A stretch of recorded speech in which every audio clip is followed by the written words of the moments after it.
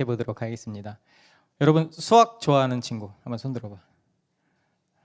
수학 안 좋아해? 수학 어렵다 한번 손 들어봐. 수학이 어렵다. 수학이 어렵다. 그 친구들 얘기를 들어보면은 뭐 보통 이렇게 이야기를 하는 것 같아. 공식이 너무 많아서 어려워요. 공식을 이해하기 어려워요. 계산이 너무 복잡해요. 목사님이 그 대학교 때부터 그래도 애들을 가르쳤거든. 과외도 하고 강사도 하고 이렇게 해서 애들을 쫙 살펴보니까 얘들이 원리를 몰라. 원리가 뭔지 알지? 곱하기는 어디서 출발하지? 더하기에서 출발하지. 그렇지? 나누기는 빼기에서 출발하지. 그러니까 이런 게 원리거든. 이것을 쉽게 더 편리하게 하려고 하는 게. 근데 그걸 조금 더 이제 많아지면은 모르는 거야. 그러다가 공식을 그냥 달달달달 외워. 나다 생각하면은 얘기 안 해도 돼요. 공식을 달달달달 외워. 근데 이게 문제가 그냥 공식대로 딱 대입해서 결과가 나오면 좋은데 근데 모의고사 보면 그렇게 안 나오거든. 꼬아서 나오거든. 그럼 멘붕이 되는 거야. 그러니까 그렇게 외운 친구들이 성적이 잘 나올 리가 없지. 그렇지? 반대로 공부 잘하는 친구들을 잘 살펴보면 이 공식의 원리를 정확하게 이해하고 있는 거지. 그래서 어떤 문제가 나와도 어떤 유형의 문제가 나와도 그 원리를 적용해서 문제를 풀 수가 있어. 그러니까 그 원리를 제대로 알고 있느냐 알지 못하느냐가 실력을 판가름하는 거고 그게 기초가 되는 거죠. 근데 여러분 졸업하면 수학 안녕? 인 분도 있지만 아닌 사람이 훨씬 많아. 1타 강사 혹시 정승재라고 알아요? 내가 너네들한테 설교하려고 유튜브를 막 찾아봤거든. 너네들에 대해서 아는 게 없는 거야. 그래서 찾아봐서 한번 유튜브에 보니까 이 정승재 선생님이 이 이야기를 하더라고. 여러분 도박이 뭔지 알아요? 도박. 이거 본 사람. 한 명밖에 못 봤지? 도박은 뭐를 도박이라고 하지? 도박. 얘기해봐, 권서야. 나는 도박의 정의가 뭔지 안다. 추파춥스 하나 줄까? 도박의 정의.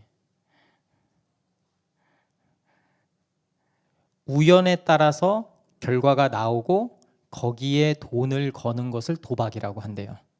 우연에, 실력이 아니라 우연에 따라서. 이제 이제 도박장에 이렇게 가면은 이게 나도 모르겠는데 바카라라는 게 있고 홀짝 게임이 있다. 홀짝 너희 해봤지? 이제 예비 도박 한번 해봤잖아 친구들끼리. 홀짝 게임은 근데 100% 운이잖아. 홀 아니면 짝 이게 속이지 않으면 그걸 도박이라고 하는 거야. 그런데 사람들이 강원랜드 이런 데 가보면은 사람들이 엄청 많아. 노숙자들이 돈 다 잃고 거기 있는 사람들이 엄청 많거든. 왜 그 사람들이 도박에 빠져서 그렇게 돈을 잃고 있을까? 정승재 선생님이 이야기해. 큰 수의 법칙을 몰라서 그런다. 큰 수의 법칙 뭔지 들어봤어? 큰 수의 법칙이 뭐지?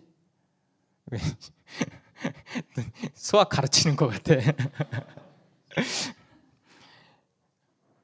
확률의 개수를 무한대로 늘려버리면 그게 원래 의도한 대로 나온다는 거야. 그러니까 홀 아니면 짝은 5대 5잖아.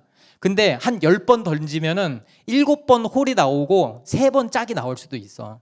근데 그거를 100번, 1000번, 10,000번 이렇게 하면은 5대 5에 가까워져. 거의 5대 5로 된다는 거지. 그런데 카지노에서는 고객이 이길 확률을 49% 이하로 낮춘대. 자, 49% 이하로 낮춘대. 그럼 처음에 내가 돈 1,000만 원 들고 가서 한 2번 이겼어. 돈을 땄어. 야, 이러다 대박 나겠는데? 이러고 10번, 20번, 30번, 100번 그럼 어떻게 되지? 확률이 49% 미만이잖아. 그러니까 돈을 다 잃는 거야.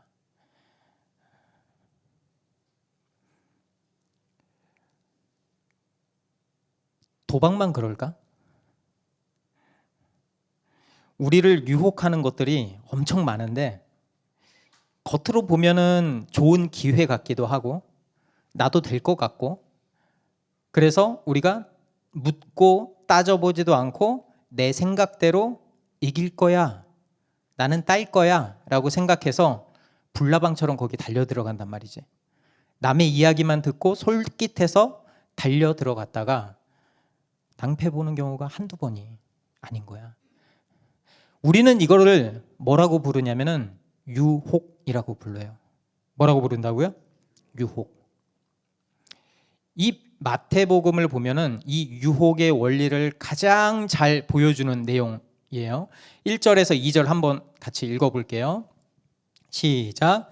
그 즈음에 예수께서 성령에 이끌려 광야로 가셔서 악마에게 시험을 받으셨다. 예수께서 밤낮 40일을 금식하시니 시장하셨다. 자, 여기를 잘 봐요. 예수님이 악마가 사탄이에요. 악마에게 시험을 받으셨대. 근데 이상하지? 예수님은 하나님의 아들이잖아요. 그런데 왜 사탄의 시험을 받아야 되지? 그리고 여기서 더 이상한 건 성령에 이끌려라는 부분이에요.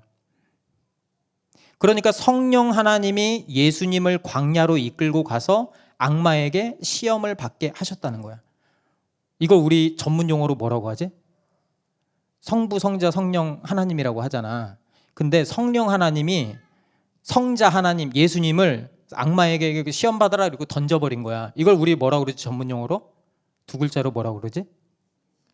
팀킬. 이런 걸 팀킬이라고 하는 거잖아. 같이 이렇게 해줘야 되는데, 이 마태복음 3장을 보면은 바로 직전에 마태복음 3장을 보면은 이런 이야기가 성경에서 적혀 있어요. 하늘이 열리고 성령이 비둘기처럼 내려오고 하늘에서 소리가 들리는 거지. 이는 내가 사랑하는 아들이다. 내가 그를 좋아한다. 개역개정에는 내가 너를 기뻐한다. 이렇게 적혀 있거든. 그러니까 딱 이 장면이 무슨 장면이냐면 예수님이 왕이다라는 왕의 대관식을 선포하는 그 자리야. 그러면 뭘 해야 되지? 이제 내가 왕이니까 왕의 일을 해야 될 거잖아. 아픈 사람을 고치고 귀신을 내쫓고 해야 되잖아. 근데 광야로 가서 시험을 당하시는 거지. 광야가 어떤 곳이냐면은, 광야 가본 사람 없어? 같이 가보자 나중에. 나도 안 가봤어. 낮에는 40도가 넘는데 밤에는 5도 이하로 내려간다. 이렇게 일교차가 크니까 이게 사람이 살아갈 수가 없는 곳이죠. 근데 거기서 무려 40일을 금식했어. 40일. 목사님이 최대, 나 말랐잖아. 나 금식 이런 거 못 하거든. 3일 금식 앉아 있어. 3일. 결혼하기 전에 응답 받아야 된다 그래가지고 내가 3일 금식했어. 근데 하루는 버티겠더라고. 왜냐면은 하루 전에는 밥을 많이 먹어 놓거든. 3일을 해야 되니까 밥을 많이 먹었는데 이틀째부터 힘든 거야. 머릿속이 온통 음식 생각뿐이고 나중에는 힘이 하나도 없어. 삶에 낙이 사라지는 거지. 그런데 예수님이 40일 동안 금식하셨다는 거는 정말 인간의 한계 끝까지 가신 거야. 그리고 가장 약해진 그 순간에 사탄이 나타난 거야. 그리고 사탄이 나타나서 3가지 질문을 합니다. 3가지. 첫 번째가 무엇으로 살아갈 것인가? 두 번째는 내가 누구인지 어떻게 증명할 것인가? 세 번째는 누구를 진짜 주인으로 섬길 것인가? 이 3가지 질문을 해요. 이 3가지를 우리가 하나씩 한번 알아볼게요. 3절 한번 같이 읽어볼게요.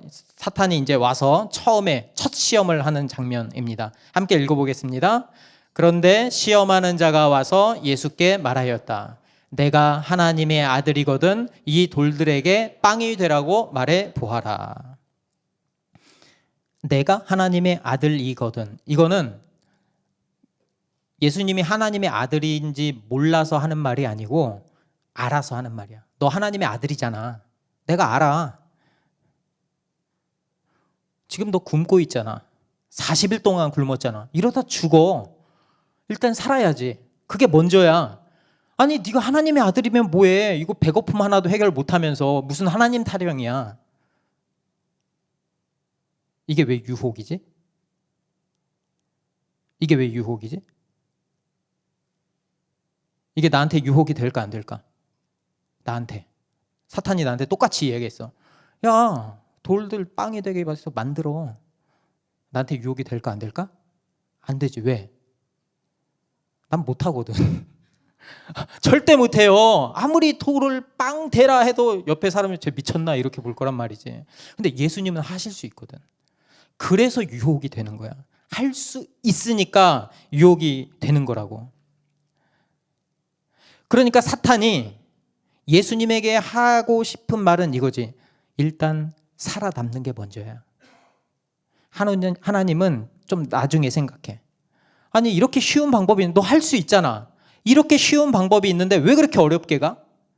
이거를 조금 더 깊이 있게 이야기하면 사탄이 말하는 이 빵은 음식만을 이야기하는 게 아니에요. 우리가 이거 없으면 못 살아요 라고 생각하는 모든 것. 여러분 왜 공부해요? 이제 중학교부터 중학교 2학년, 1학년 2학기부터 시험 보지. 그치? 주원이가 그랬어. 2학기부터 시험 본다고. 왜 공부하지? 어제 김동훈 전도사님이 내가 할 얘기 다 해가지고 내가 할 말이 없거든. 좋은 대학 가려고, 그렇지? 좋은 대학 가려고. 왜 좋은 대학 가려고 그렇게 공부를 열심히 해? 좋은 직장 가지려고. 왜 좋은 직장 가지고 싶은데? 잘 먹고 잘 살고 싶어서. 안정적으로 살고 싶어서. 그러니까 이 이야기를 보면 결국 다 먹고 사는 문제로 결론이 지어지는 거야. 왜 공부를 해야 하는지도 모르고 어떤 직업을 가져야 하는지도 모르겠고 그냥 돈 된다고 하니까 성공한다고 하니까 안정적이라고 하니까 그걸 선택하는 거지. 이 사탄의 유혹의 핵심은 이거예요. 너 지금 뭐 먹고 살 건데? 하나님이 너 언제 도와줄지 몰라. 도와줄 때 도와주더라도 네가 열심히 하고 있어야지. 네 힘으로든 어떻게든 해봐. 그렇게 하면 돼. 이렇게 유혹하는 거예요. 그때 예수님이 뭐라고 대답하시냐면은 4장 4절에 이렇게 말을 합니다. 함께 읽어볼까요? 성경에 기록하기를 사람이 빵으로만 살 것이 아니라 하나님의 입에서 나오는 모든 말씀으로 살 것이다 하였다. 아멘. 예수님이 이 말에 정면으로 반박합니다. 진짜 생명은 빵에 있는 게 아니야. 진짜 생명은 하나님 말씀에 있어. 여러분 이해가 되게 조금 더 설명을 해볼까요? 여러분 생각해 보세요. 여러분 매일 밥을 먹잖아. 그치? 금식할 때 빼고. 그치? 매일 밥을 먹잖아. 그런데 밥을 먹어도 죽잖아. 그치? 아무리 잘 먹어도 아무리 잘 살아도 결국 죽기 위해 먹는 것하고 똑같아. 먹고 죽잖아 우리가. 우리가 그 죽음을 피할 수가 없잖아. 그러니까 어쩌면 우리는 그냥 죽기 위해서 먹고 있는 걸지도 몰라요. 우리가 그걸 살아있는 거라고 말할 수 있을까? 지금 다 죽어가잖아. 근데 어제보다 오늘이 더 죽을 확률이 높아졌어. 오늘 밤샜거든. 어제도 밤샜거든.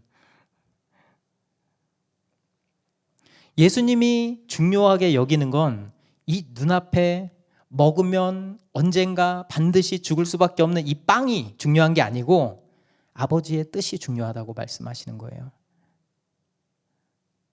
지금 이 순간 하나님이 뭐라고 말씀하시는가? 예수님은 그거를 붙잡고 있는 거죠. 예수님은 알고 있었어요. 진짜 생명은 먹고 사는 문제보다, 먹고 사는 문제가 중요하지 않다는 말이 아니에요. 매우 중요해요. 그런데 그것보다 하나님의 말씀을 먼저 두는 게 더 중요하다는 것. 그것을 말씀하고 있는 거예요. 그래서 40일 동안 굶으면서도 하나님의 그 뜻을 놓지 않았던 거예요. 여기서 이제 사탄이 두 번째 시험으로 넘어갑니다. 이제 유혹이 안 통하니까 다른 방법을 써요. 예수님을 예루살렘의 성전 꼭대기로 데려가. 예루살렘이면은 우리나라로 치면은 강남 한복판에 테헤란로의 잠깐만, 테헤란로가 아닌가? 그 롯데타워 있잖아. 옛날에는 63빌딩이었는데 롯데타워 그 사람들이 다 보이는 그 꼭대기에 세워둔 거랑 똑같은 거야. 많은 사람들이 주목받는 곳, 사람들이 지나다니는 곳, 스포트라이트를 받는 곳 정중앙에다가 예수님을 딱 세워놓고 사탄이 이렇게 말합니다. 4장 5절 6절 한번 같이 읽어볼까요? 시작. 하나님의 아들이거든 여기서 뛰어내려 보아라. 성경에 기록하기를 하나님이 너를 위하여 자기 천사들에게 명하실 것이다. 그리고 그들이 손으로 너를 떠받쳐서 너희의 발에 돌에 부딪히지 않게 할 것이다 하였다. 또 똑같은 말이야. 내가 하나님의 아들이거든. 또 하나님의 아들이잖아. 그런데 이번에는 트릭이 하나 더 추가됐어요. 뭐가 추가된 거죠? 이번에는 성경 구절을 인용해. 성경에 기록하기를. 이거 사탄이 이야기한 거거든. 이게 시편 91편 성경이거든. 이 내용은 무슨 말이냐면은 하나님이 자기 백성을 지켜주신다는 약속의 말씀이에요. 그런데 사탄이 이 말씀을 자기 입맛대로 비틀어 버려요. 비틀어. 그러니까 사탄이 하고 싶은 말은 이거지. 너 하나님 아들이지? 너 능력 있잖아. 성경에도 봐봐, 적혀 있잖아. 하나님이 너를 지켜준다고. 그러니까 한번 뛰어내려봐. 많은 사람들이 보는 앞에서 네가 하나님의 아들이라는 것을 증명해봐. 그러면은 사람들이 너희의 그 모습, 네가 떨어질 때 천사들이 너를 잡아서 구해주는 그 모습을 보고 야, 이분이 진짜 메시아구나 이렇게 인정할 거야. 여러분, 매력적이지 않아요? 한 번만 떨어지면 되잖아. 그리고 천사들이 구해준다고 하잖아. 두 번째 유혹이 핵심이 뭐냐면, 첫 번째는 뭐였죠? 뭐 먹고 살래? 였다면 두 번째는 나를 누구라고 증명할래? 이 문제예요. 머리로는 알아. 아, 하나님이 나를 사랑하셔. 근데 실제로는 안 믿어져. 그래서 여러분들 이제 학생이니까 공부에 대한 스트레스가 이제 엄청 많거든. 목사님이 그랬어. 목사님이 공부를 막 하고 있는데 시험을 잘 볼 때가 있고 못 볼 때가 있잖아. 근데 시험을 잘 보잖아. 아, 하나님이 나를 사랑하시는 것 같아. 근데 시험 망치잖아. 미쳐버리겠어. 세상이 다 끝나버린 것 같아. 공부가 아니라도 다른 걸로 하는 사람 많아. 외모로, 성격으로, 말솜씨로.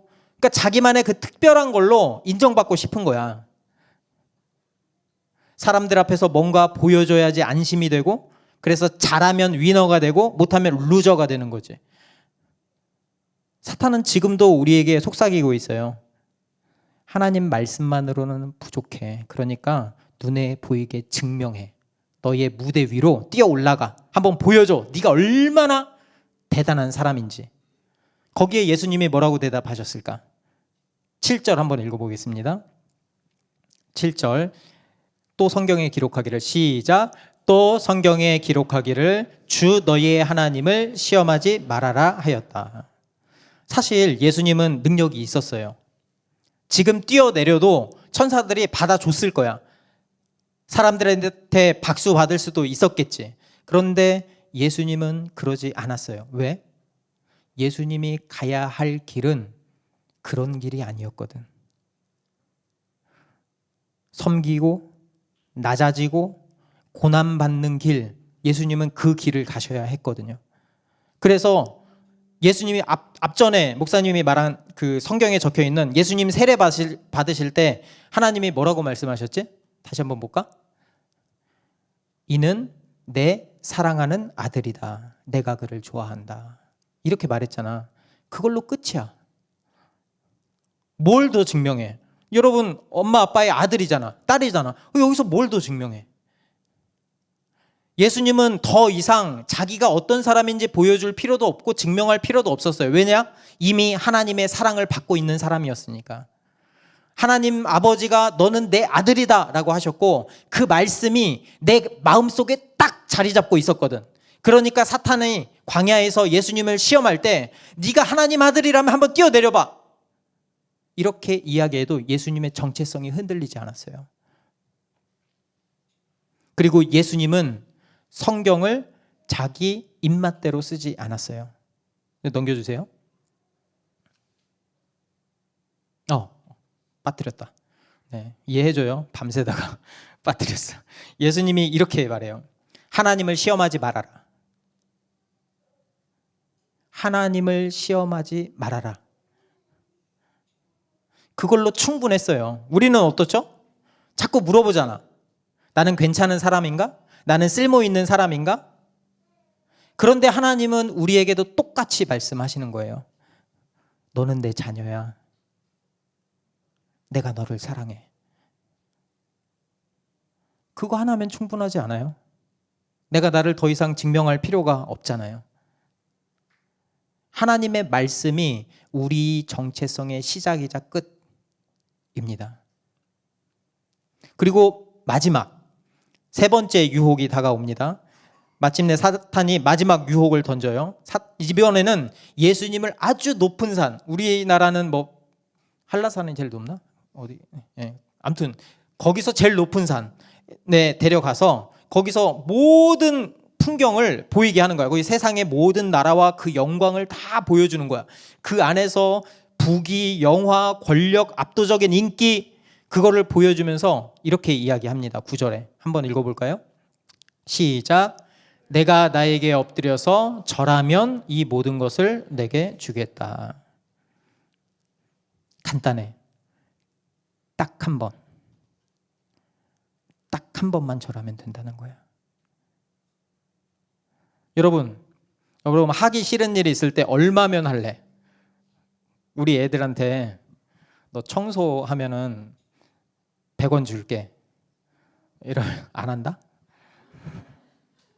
콧방귀 껴. 100원으로 뭐 살 게 없거든. 500원 줄게. 안 한다? 1000원 줄게 하면 할 때가 있어.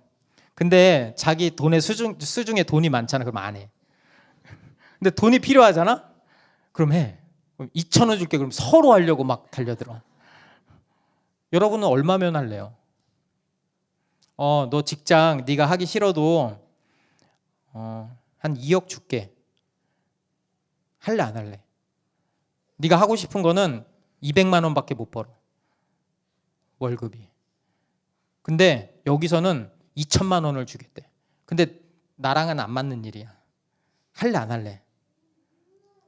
할래 안 할래? 안 한다고? 진짜? 지켜보겠어. 난 할 것 같아. 2억이 부족해? 20억이면. 할래 안 할래? 100억이면.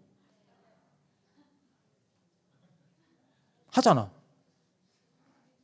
사탄이 세상 모든 부귀와 영화가 다 내려다 보이는 그곳에 가서 다 준다는 거야. 딱 한 번만 절하라고. 딱 한 번만. 여기서 절하다는 게 경배하다라는 뜻이에요. 여기서 경배하다는 건 단순히 이렇게 인사하는 게 아니고 내 마음을 주는 거야.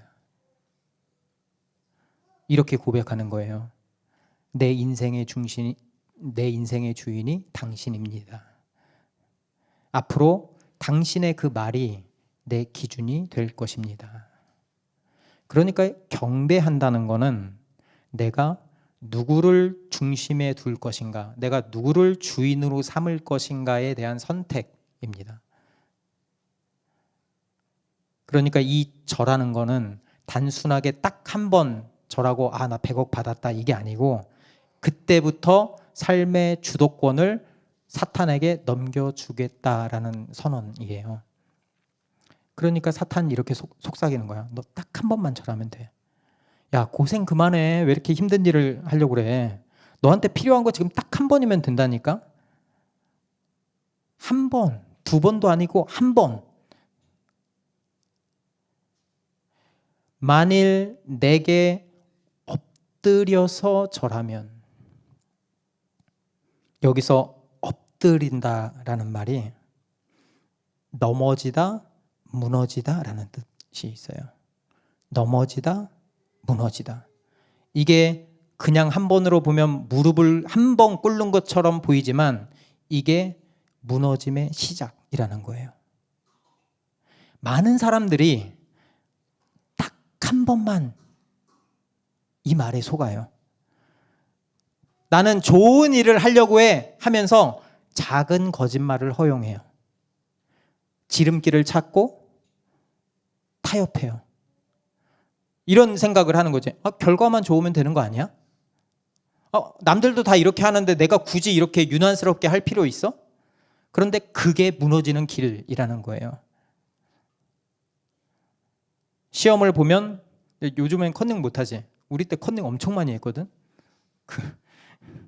이건 나이 든 티내서 안 되는데 우리는 가방을 중간에 올려놓고 시험을 봤거든. 가방이 조그만한 애들은 옆에 이렇게 하면 보인단 말이야. 안 보는 척하면서 이렇게 하면서 이렇게 보고 이렇게 했거든. 이제 우리 좀 노시는 그 일진들은 대놓고 야 보여줘 이렇게 하고. 여러분 이런 유혹이 없어요? 봉사활동 해야 되잖아. 봉사활동 해야 되는데 딱 6시간 일했는데 6시간 한 1분 일했는데 7시간, 8시간 정도 해도 뭐라고 말 안 할 것 같아. 나중에 그냥 잘하면 되잖아. 사탄이 항상 이런 식으로 이야기해요. 네가 원하는 거 줄게. 그러니까 한 번만 양보해. 한 번만. 이게 예배예요. 내가 누구 앞에 무릎을 꿇을 것인가? 누구를 따를 것인가? 내 인생의 주인이 누구인가? 그때 예수님이 사탄을 처음으로 이름을 불러요. 사탄아 물러가라. 그런 다음에 단호하게 이렇게 선포하세요. 주 너희의 하나님께 경배하고 그분만을 섬기라. 예수님은 알고 있었어요. 하나님만이 예배 받으실 분이라는 걸. 그분께만 무릎 꿇는 게 옳다는 걸 말이죠. 그게 바로 하나님의 뜻이라는 걸.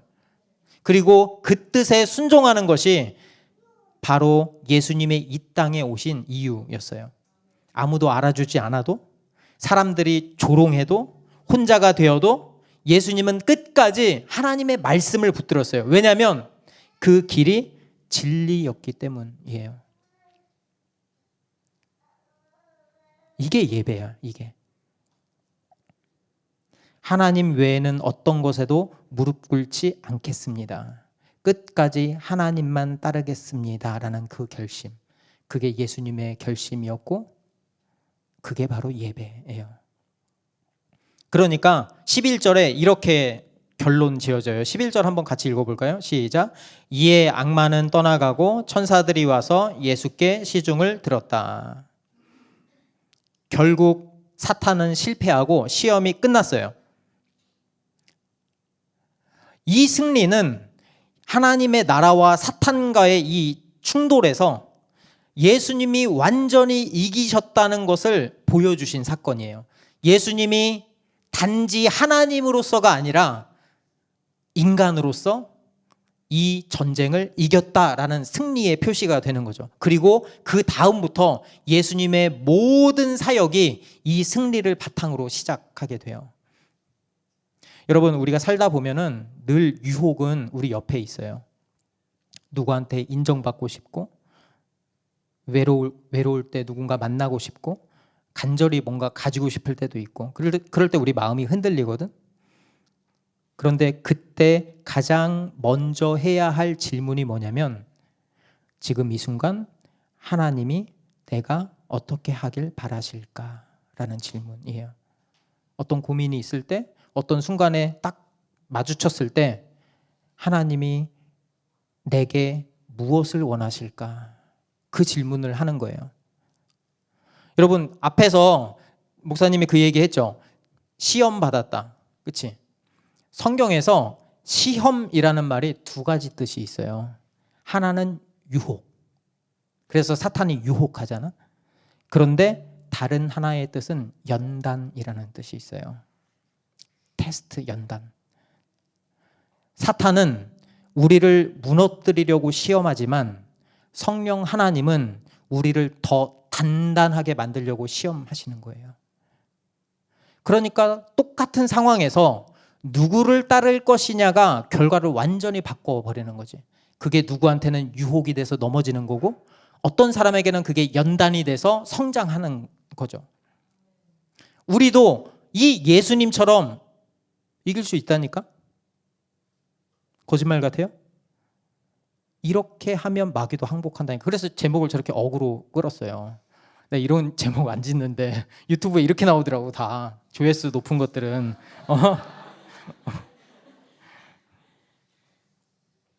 방법이 명확해요. 어떻게 하면 마귀가 항복할까? 4가지가 있습니다. 4가지.